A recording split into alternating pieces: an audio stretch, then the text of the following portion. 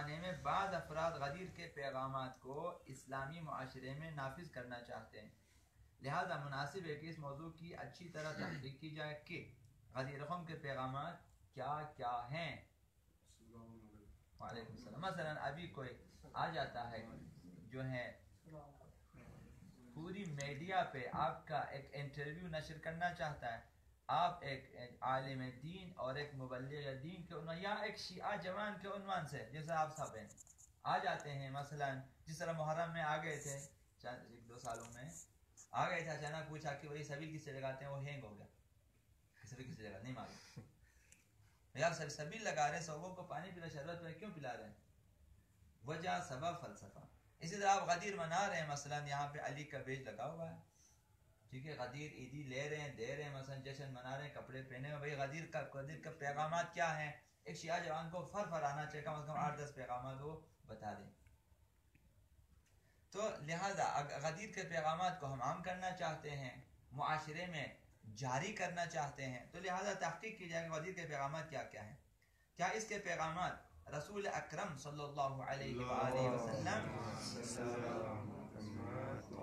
ان کی حیات مبارکہ اور ان کی وفات کے بعد کے زمانے سے مخصوص ہے، غدیر یعنی پیغمبر کی زمانے حیات اور زندگی اور زندگی کے بعد سے مخصوص ہے، یا روز قیامت تک اس پر عمل کیا جانا چاہیے۔ اب ہم یہاں پہ چند غدیر کے پیغامات اور نکات کی طرف اشارہ کرتے ہیں جن کی یاد دہانی جشن اور محفل کے موقع پر کرانا ضروری ہے۔ تو آئیں ان پیغامات کو لے لیں، ایک ایک پینی فلیکس ان کے بارے میں بنائیں اور لگا دیں۔ غدیر کے پیغامات، پیغام نمبر 1 مثلا، پیغام نمبر 2 غدیر کا پیغام نمبر 2 غدیر کا پیغام نمبر 3، ایک بروشر اس پہ بنایا جا سکتا ہے، تقسیم کر سکتے ہیں آپ مثلا۔ تو غدیر کو 3 دن تک منائیں، انشاءاللہ منا رہے، آئندہ اس کو بھی آگے کریں زیادہ سے زیادہ۔ پھر ایسا ہو کہ غدیر سال بھر ہو ہمارے پاس، کہ ہم غدیری بن کے رہیں، غدیری بن کے جئیں، غدیری بن کے مریں، غدیری بن کے قیامت کے دن اٹھیں، جیسا کہ پیغمبر اسلام نے خطبہ غدیر میں لوگوں سے بیعت لینے کے بعد اسی طرح سے بیعت لی کہ لوگوں اس طرح بیعت کرو اور کہو، اقرار کرو کہ ہم اسی اعلان ولایت و امامت اور اسی عقیدے پہ جئیں گے، اسی پہ مریں گے اور قیامت کے دن اسی عقیدے پہ ہم اٹھیں گے۔ تو اس طرح لہذا غدیر کے پیغامات نمبر 1، ہر پیغمبر کے بعد ایک ایسی معصوم شخصیت کا ہونا ضروری ہے۔ غدیر کا پہلا پیغام کہ ہر نبی کے بعد ایک معصوم جانشین اس کا ہونا چاہیے جو ان کے راستے کو آگے بڑھائے۔ اب وہ معصوم شخصیت یا امام ہو سکتا ہے یا نبی، کوئی بھی ہو سکتا ہے، یا دوسرا پیغمبر۔ ہر نبی کے بعد ایک معصوم شخصیت کا ہونا ضروری ہے جو اسی نبی کے راستے کو آگے بڑھائیں اور اس کے اغراض و مقاصد کو لوگوں تک پہنچا دیں، اور کم سے کم دین اور شریعت کے ارکان اور مجموعہ کی پاسداری کرے، دین کی اور مجموعہ دین کے احکامات، دین کے مثلا کتابیں وغیرہ وغیرہ کی حفاظت بھی کرے، جیسا کہ رسول اکرم صلی اللہ علیہ وآلہ وسلم نے اپنے بعد کے لیے ان چیزوں کے لیے جانشین معین کیا۔ اور ہمارے زمانے میں ایسی شخصیت کون ہے؟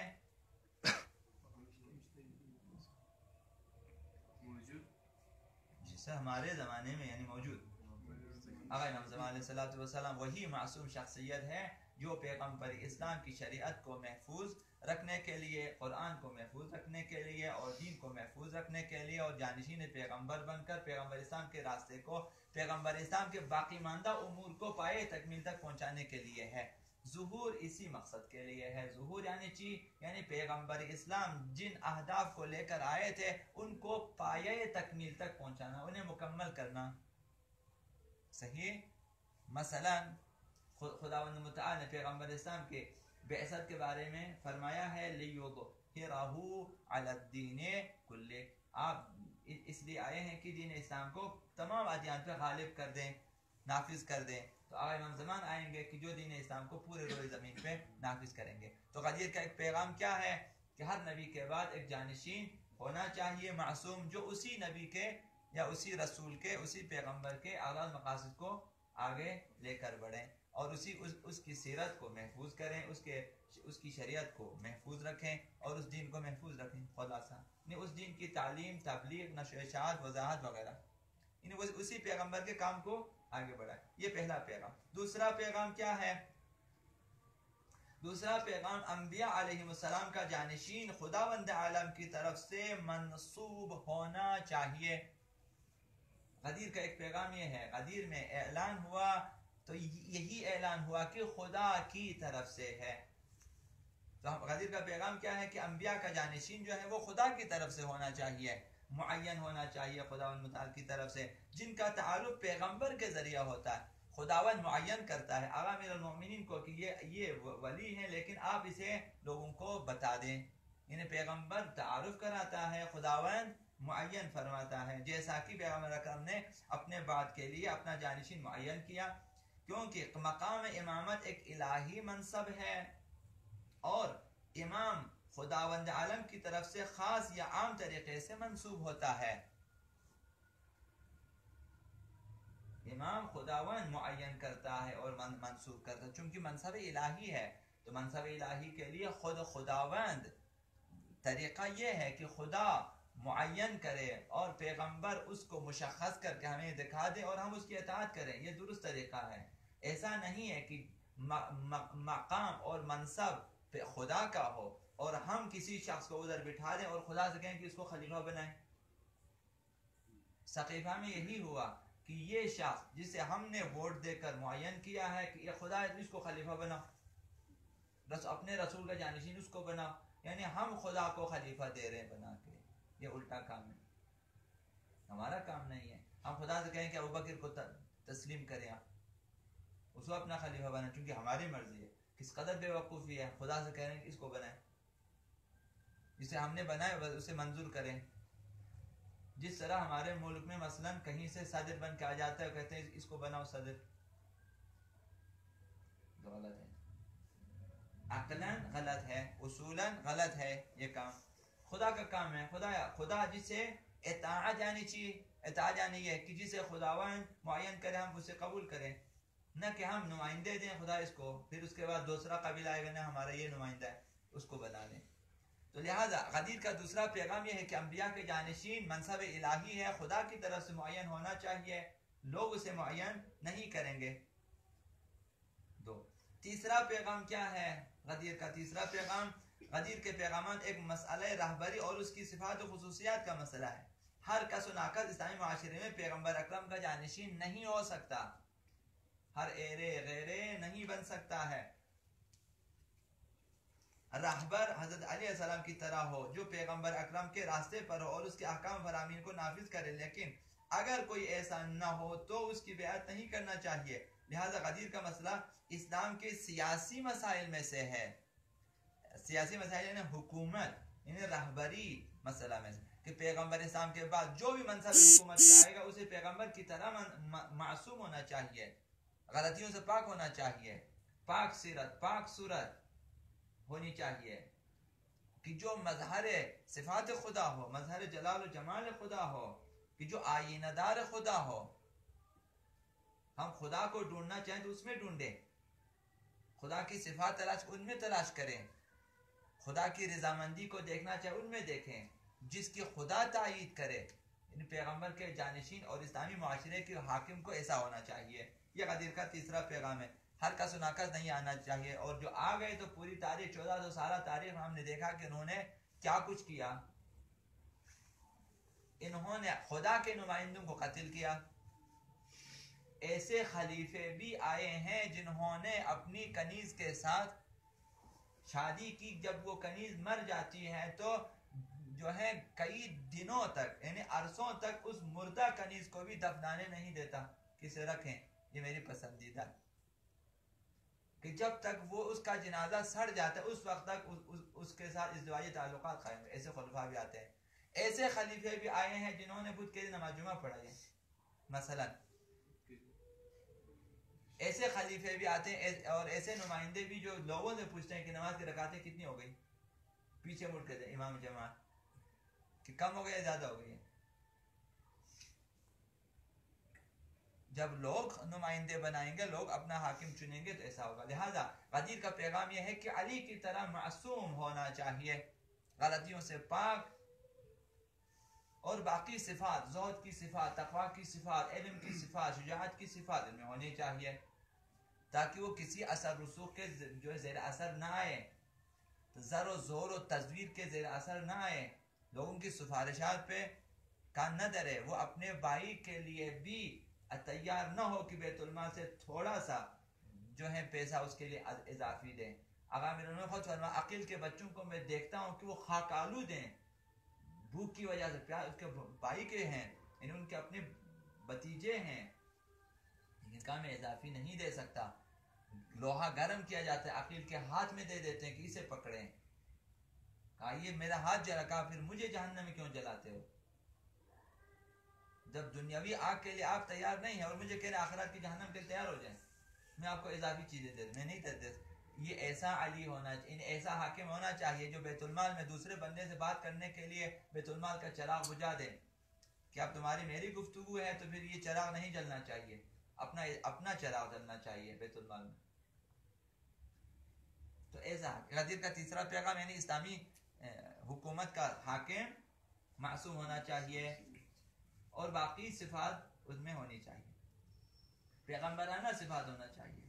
چنانچہ لہذا غدیر اسلامی سیاسی مسئلہ ہے، سیاسی حکومتی مسئلہ ہے، رہبریت کا مسئلہ ہے. رہبریت سے مراد حکومت.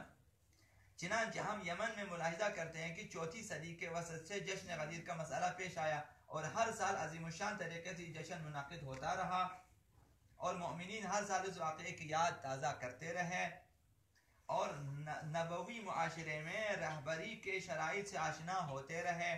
اگر چند سال سے حکومت وقت اس جشن کے اہم فوائد اور پیغامات کی بنا پر اس میں آڑے آنے لگی ہے، یہاں تک کہ ہر سال اس جشن کو منعقد کرنے کے اصرار کی وجہ سے چند لوگ قتل ہو جاتے ہیں، لیکن پھر بھی مومنی اسلامی معاشرے میں اس جشن کی برکتوں اور فوائد کی وجہ سے منعقد کرنے پر مصمم ہے. یمن میں انقلاب ایسے تو نہیں آیا. یمن میں جو لوگ رہتے ہیں وہ یعنی تقریباً 99% ہم سے ملتے جلتے شیعہ ہیں.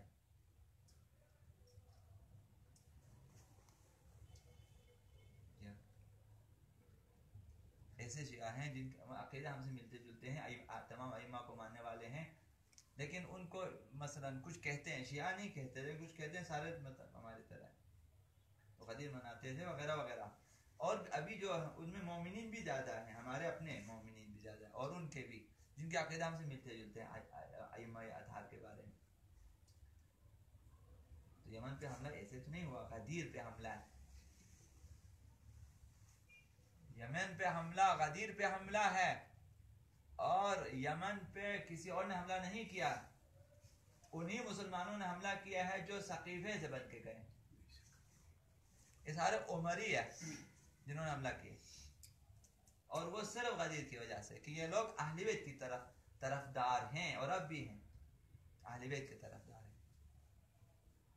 بحرین میں اسی لیے کیونکہ اکثریت شیعوں کی ہے، اگرچہ ہماری حکومت نہیں ہے لیکن عوام کی اکثریت شیعہ اثنا عشری ہیں، شیعہ اثنا عشری ہیں، لہذا وہاں پہ حملہ ہے. عراق پہ حملہ بھی اسی لیے، انہیں تمام حملے جو اس وقت ہو رہے ہیں غدیر پہ حملہ ہے.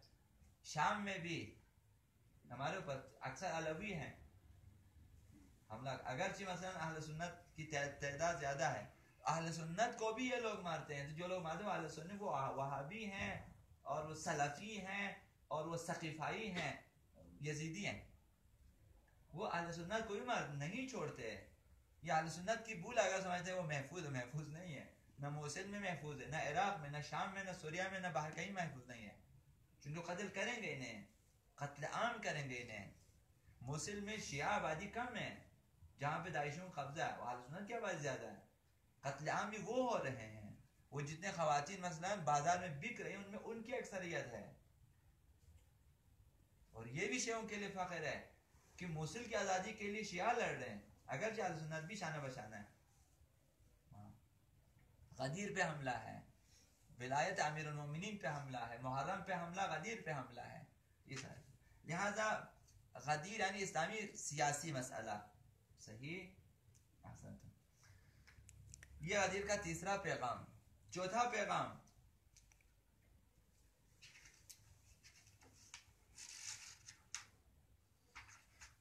یہ کل 12 ہے، 6 آج پڑھتے ہیں 6 کل انشاءاللہ. چوتھا پیغام غدیر کا ایک ہمیشگی پیغام یہ ہے کہ پیغمبر اکرم کے بعد اسلامی معاشرے کا رہبر اور نمونہ حضرت علی علیہ السلام یا ان جیسے ائمہ معصومین میں سے ہونا چاہیے. مثلا باقی 11 ائمہ، یہ حضرات ہم پر ولایت اور حاکمیت رکھتے ہیں. غدیر کا پیغام یہ ہے. پیغمبر اسلام نے لوگوں سے سوال کیا کیا میں تمہارے اوپر تم سے زیادہ حق رکھتا ہوں یا نہیں رکھتا؟ لوگوں نے کہا قالوا بلا، سب نے کہا آپ ہم سے زیادہ ہمارے اوپر حق رکھتے ہیں. تب رسول خدا صلی اللہ علیہ وسلم فرمایا کہ من کنت مولا فهذا علی المولا. دیکھو جب جو حق میں رکھتا ہوں اسے بھی وہی حق حاصل ہے. حق کے تصرف، اولا بالتصرف، لوگوں کے جان و مال پہ خود ان سے زیادہ حق رکھنا. صحیح. تو غدیر کا ایک پیغام یہ ہے. ولایت آقا امیر المومنین یہی ولایت تصرف ہے، حاکمیت ہے اور اس سے حق حاصل ہے. ولایت، لہذا ہمیں ان حضرات کی ولایت قبول کرتے ان کے برکات سے فیضیاب ہونا چاہیے. صحیح.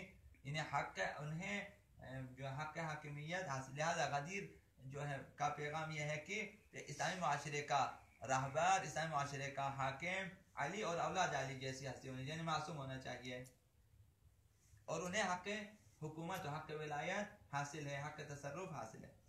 پانچواں پیغام غدیر کا یہ ہے کہ غدیر اور جشن غدیر شیعیت کی نشانی ہے اور در حقیقت غدیر کا واقعہ اس پیغام کا اعلان ہے کہ حق کہ حضرت علی علیہ السلام اور آپ کی اولاد کی محوریت میں ہے.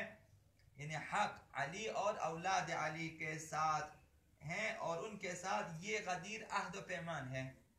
چونکہ علی اور اولاد علی کے ساتھ ہے حق، اب ہماری ذمہ داری کیا، ہم ان کے ساتھ عہد کریں، بیعت کریں. چونکہ حق ان کے ساتھ ہے، جن کے ساتھ حق ہے ہمیں ان کے ساتھ چلنا چاہیے.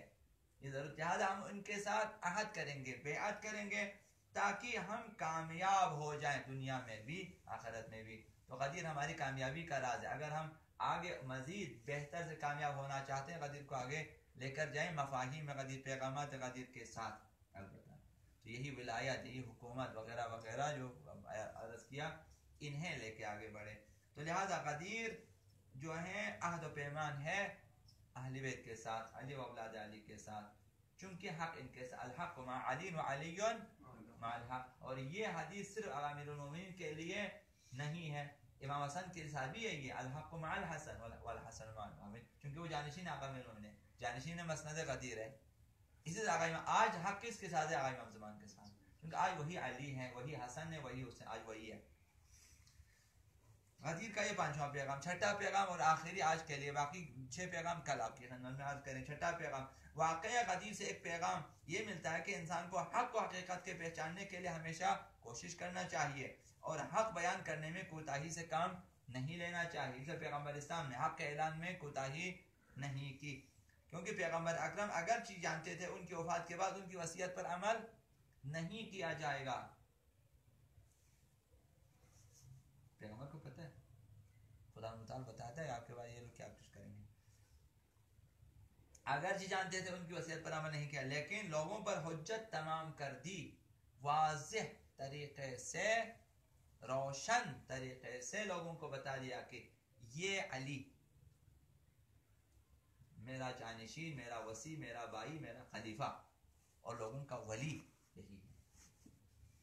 عمل کیا اور کسی بھی موقع پر خصوصاً حجت الوداع اور غدیر قوم میں حق بیان کوتاہی نہیں کی. ہمیں بھی کوتاہی نہیں کرنی چاہیے. پیغمبر تمام تر خطرات، چونکہ پیغمبر پہ حملے ہوئے ہیں، معلوم ہے آپ کو عرض کیا، پیغمبر پہ حملے ہوئے ہیں غدیر قوم کے ایام میں، پیغمبر کو قتل کرنے کو، ان کے سب کے باوجود پیغمبر اسلام نے اعلان کر دیا. ہمیں بھی چاہیے کہ ہم خطرات کی بالکل پرواہ نہ کریں اور اپنے اسی عقیدے کو مثلا آگے بڑھانے کی کوشش کریں. لہذا حق کے پہچاننے میں جو ہے دیر نہ کریں تحقیق کریں، جب حق کو پہچان لیا پھر حق پہ عمل کریں، پھر کسی کی پرواہ نہ کریں۔ اور محمد و آل محمد صلی اللہ علیہ وسلم